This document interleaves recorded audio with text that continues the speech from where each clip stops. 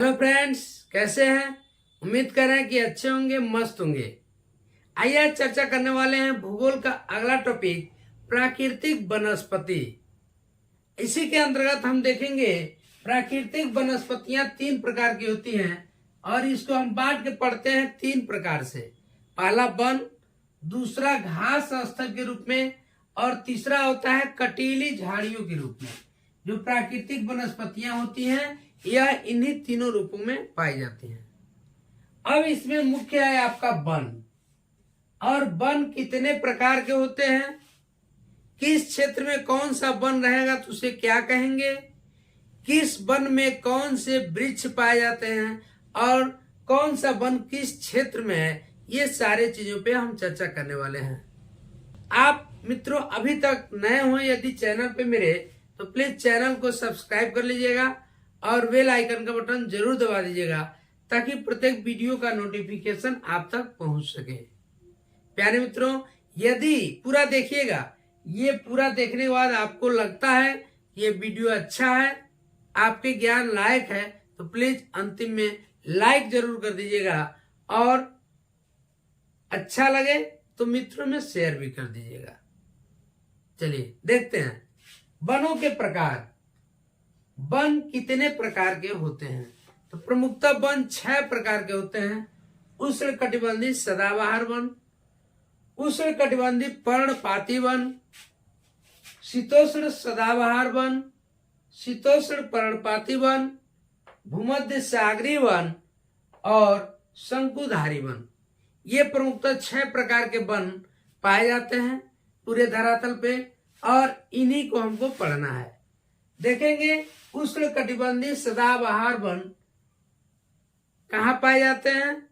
तो आप देखिए उष्णकटिबंधीय का मतलब हुआ कि वह क्षेत्र जहां पे गर्मी रहता हो, यानी टेम्परेचर जहां का क्या रहता हो, ज्यादा रहता हो। जैसे ये आप देखते हैं भूमध्य रेखा। भूमध्य रेखा के चूंकि भूमध्य रेखा पे सूर्य की लंबवत किरणें पड़ती हैं तो यह एरिया हमेशा गर्म रहता है। ये उत्तर और दक्षिण दोनों साइड में। अब ये वाला एरिया उष्णकटिबंधीय कहलाता है। ये उष्णकटिबंधीय एरिया है। अब उष्णकटिबंधीय एरिया में यह वन पाए जाते हैं, तो साथ ही साथ ये यहाँ पे एक तो गर्मी रहती है, दूसरा वर्षा भी बहुत होती है।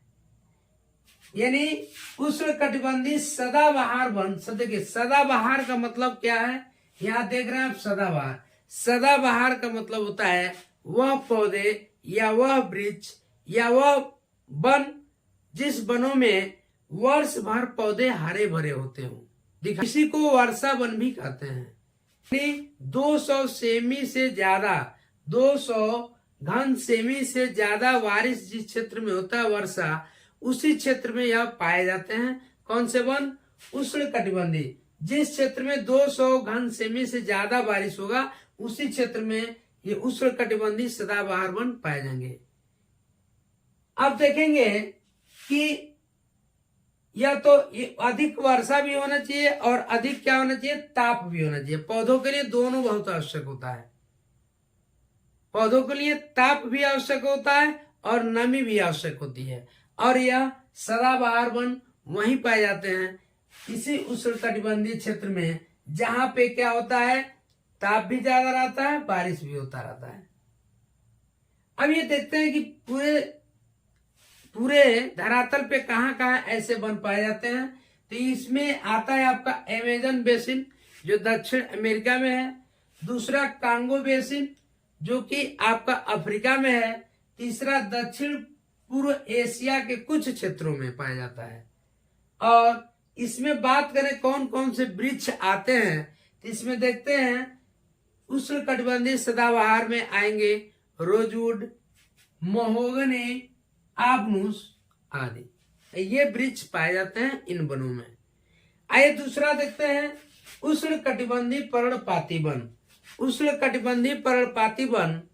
पर्णपाती वन यह वन होते हैं कि जो वर्ष में एक बार अपने पत्ते जरूर गिरा देते हैं। यानी जहां पे लगभग 150 सेमी से कम बारिश होता हो, उसी क्षेत्र में यह वन पाए जाते हैं उष्णकटिबंधीय पर्णपाती वन। पर्णपाती वन इसलिए कहा गया है क्योंकि यह वर्ष में एक बार अपने पत्ते को क्या करते हैं, गिरा देते हैं। अब इसी को मानसूनी वन भी कहा जाता है, इसी को पतझड़ वन भी कहा जाता है। पतझड़ क्यों? क्योंकि इसके पत्ते वर्ष में एक बार जरूर गिर जाते हैं। खास करके अब इसका बात करें कि यह किन क्षेत्रों में पाया जाता है, तो आप देखेंगे एशिया का मानसूनी प्रदेश, यानी एशिया का वह प्रदेश या वह क्षेत्र जहां पे मानसून के कारण वर्षा होता रहता है। आगे देखेंगे मध्य अमेरिका।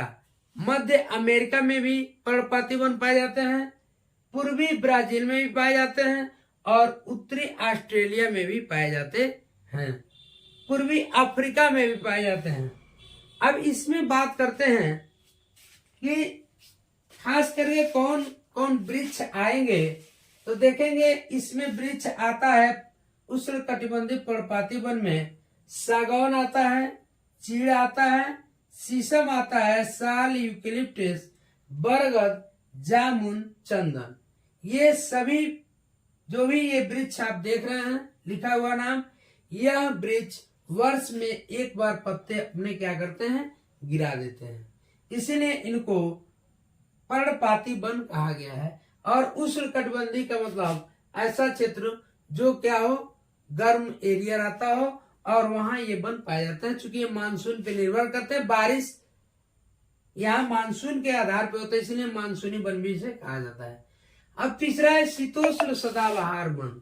शीतोष्ण सदाबहार वन का मतलब हुआ कि वह क्षेत्र शीतोष्ण मतलब जहां पे ठंडी भी रहती हो, जहां पे ठंडी रहती हो, और वैसे में सदाबहार वन मतलब वर्ष भर हरे भरे रहते हो। यह क्षेत्र कहाँ होता है, 30 डिग्री से लेकर के 45 डिग्री, यानी 30 डिग्री उत्तरी गोलार्ध से लेके और 30 डिग्री 45 डिग्री उत्तरी गोलार्ध, दोनों गोलार्धों में इधर भी 30 डिग्री से लेके इधर 45 डिग्री, ये क्षेत्रों में यह पाए जाते हैं। दोनों गोलार्धों के तटीय मैदान में पाए जाते हैं। खास करके बात करें कि यह किन किन क्षेत्रों में, तो देखेंगे दक्षिण पूर्व अमेरिका में। अमेरिका में शीतोष्ण सदाबहार वन कहाँ पाए जाते हैं, दक्षिण पूर्वी अमेरिका में, दक्षिणी फ्रांस में, इटली में, बुल्गारिया में, तुर्की में ये वृक्ष पाए जाते हैं। अब इसमें कौन कौन से वृक्ष आते हैं, तो देखेंगे ओक, जैतून, अंजीर, पाइन फर, नींबू, नारंगी, अंगूर, अनार, नाशपाती आदि ये वृक्ष इसमें पाए जाते हैं। अगला देखेंगे शीतोष्ण पर्णपाती वन कि मतलब ऐसे शीतोष्ण एरिया में ऐसे वन जो पर्णपाती हो या पतझड़ वन हो जिनके पत्ते गिरते रहते हैं, यह उच्च अक्षांशों की ओर बढ़ने पर पाए जाते हैं। यानी उच्च अक्षांशों दोनों गोलार्ध में, उच्च का मतलब ऊपर बढ़ने पे, उच्च अक्षांशों की तरफ बढ़ने पर क्या होते हैं, यह वन पाए जाते हैं। खास करके यह दक्षिण पूर्वी अमेरिका में पाए जाते हैं, चीन में पाए जाते हैं, न्यूजीलैंड में, चिली में, पश्चिमी यूरोप में पाए जाते हैं। अब बात करें इसमें कौन कौन से वृक्ष आते हैं, तो आते हैं इसमें ओक, चेस्टन, वाल्टन, चेरी। ये क्या होते हैं, ये शीतोष्ण पर्णपाती वन होते हैं। अब देखेंगे भूमध्य सागरीय वन। भूमध्य सागरीय वन का मतलब वह वन जो भूमध्य सागर के तट पे पाए जाते हैं, वही वन भूमध्य सागरीय वन कहलाते हैं। अब इसमें देखते हैं तो इसमें कौन कौन क्षेत्र आते हैं जहां पे ये वन पाए जाते हैं, तो कैलिफोर्निया जो यूएसए यानी यूनाइटेड स्टेट ऑफ अमेरिका में है, दक्षिण पश्चिमी अफ्रीका में। और बात करें कौन कौन से इसमें वृक्ष आते हैं, पेड़ आते हैं, पौधे आते हैं, तो इसमें नींबू, संतरा, अनानास, अंगूर ये आते हैं। अब देखेंगे शंकुधारी वन। शंकुधारी वन का मतलब है कि यह खास करके पर्वतीय एरियो में पाए जाते हैं। पर्वतीय एरिया में जैसे मान शंकुधारी का मतलब ये वन आप देखते हैं कि इस तरह का भी वन पाया जाता है और ये वन शंकु के आकार के होते हैं। चूंकि ये ठंडे एरिया में पहाड़ी एरिया में होते हैं और पहाड़ी एरिया में होने के कारण क्या होते हैं, यहाँ पे वर्ष भर बर्फ गिरते रहते हैं और बर्फ पड़ने के कारण ये वनों का शेप जो होता है ऐसे शंकु के आकार का बन जाता है, ताकि ये बर्फ जब गिरते हैं तो ये इधर से फिसल के नीचे चले आते हैं। तो ये बात करें कि किन क्षेत्रों में पाए जाते हैं, तो खास करके यह हिमालय तथा आल्पस पर्वत पर पाए जाते हैं। चूंकि मैंने कहा कि यह वन पहाड़ी एरिया या पर्वतों में पाए जाते हैं, तो हिमालय में आल्पस पर्वत पे और हिमालय पर्वत पाए जाते हैं। साइबेरिया में इसी को शंकुधारी वन को ही टैगा वन भी कहा जाता है। वृक्ष की बात करें कि इसमें कौन कौन से वृक्ष आते हैं, तो इसमें वृक्ष आते हैं आपके देवदार, चीड़, सरपत, बीलो, ये होते हैं आपके शंकुधारी वन। ये था मित्रों वनों के प्रकार। अब देखेंगे घास स्थल या घास के मैदान। ये भी दो प्रकार के होते हैं, घास स्थल भी दो प्रकार के, एक होता है उष्णकटिबंधीय घास स्थल और शीतोष्ण कटिबंधीय घास स्थल। मतलब ये कि ऐसे घास के मैदान जो उष्णकटिबंधीय क्षेत्र में पाए जाते हैं और ऐसे घास के मैदान जो शीतोष्ण कटिबंधीय क्षेत्र में पाए जाते हैं। अब देखें कि यह उष्णकटिबंधीय घास का मैदान कहाँ पाया जाता है या घास स्थल, तो यह खास करके अफ्रीका में पाया जाता है और अफ्रीका और दक्कन के पठार वाले हिस्से में ये लगभग पाया जाता है। और बात करें कि इसके नामों का, तो देखिए अलग अलग देशों में इसका जो भी ऐसे घास पाए जाते हैं उष्णकटिबंधीय घास के मैदान, वह अलग अलग देशों में अलग अलग उसका नाम है। अब इसकी देखिए, इसकी बात करें कि हाइट की, तो इसमें उष्णकटिबंधीय घास के स्थल का जो भी घासें होती हैं, इनकी हाइट लगभग 3 से 4 मीटर होती है। 3 से 4 मीटर ऊंची तक इसमें घासें होती हैं। अब बात करते हैं इसमें कि उष्णकटिबंधीय घास के जो स्थल हैं, इनका नाम अलग अलग देशों में क्या क्या है। तो देखिए इसी को कहते हैं सवाना अफ्रीका में। जब अफ्रीका की बात करें तो उष्णकटिबंधीय घास को हम सवाना कहते हैं। ब्राजील में इसी को कंपोज कहते हैं और वेनेजुएला और कोलंबिया में इसी को क्या कहते हैं, लानूस कहते हैं। यानी सवाना भी उष्णकटिबंधीय घास है, कंपोज, लानोस। अब इसका अलग अलग क्षेत्रों में अलग अलग नाम है। ऐसे ही देखते हैं शीतोष्ण कटिबंधीय घास स्थल में कौन कौन से आते हैं। तो इसमें आप देखेंगे पहले तो ये जानेंगे कि यह कहाँ पाया जाता है। तो यह मध्य अक्षांशीय क्षेत्र या महाद्वीप के भीतरी भाग में पाया जाता है। यह घास अपेक्षाकृत उष्णकटिबंधीय घास से छोटे होते हैं। अब इनको भी अलग अलग देशों में अलग अलग नामों से जाना जाता है। जैसे हम बात करें उत्तरी अमेरिका और कनाडा में इसको किस नाम से जानते हैं, तो कनाडा या उत्तरी अमेरिका में शीतोष्ण कटिबंधीय घास को हम प्रेरी के नाम से जानते हैं। बात करते हैं दक्षिणी अमेरिका में और अर्जेंटीना में, तो इसी को पंपास के नाम से जानते हैं। बात करें अफ्रीका में तो इसी शीतोष्ण कटिबंधीय घास को हम वेल्ड के नाम से जानते हैं। बात करें एशिया, यूक्रेन व चीन में, तो एशिया, यूक्रेन व चीन में इसी को चीन के मंचूरिया प्रदेश है, इस क्षेत्र में जो भी शीतोष्ण कटिबंधीय घास का मैदान है उसको हम स्टेपी कहते हैं।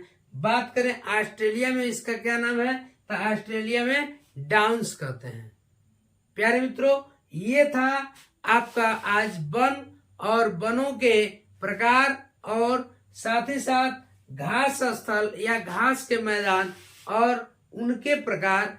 और प्रश्न आपसे यही पूछे जाते हैं, जैसे सवाना ये पूछ दिया जाए, सवाना कैसा घास है, उष्णकटिबंधीय है या शीतोष्ण कटिबंधीय, आंसर आपको होता है यह उष्णकटिबंधीय घास है। ऐसे प्रश्न आपसे इससे रिलेटेड पूछे जाते हैं।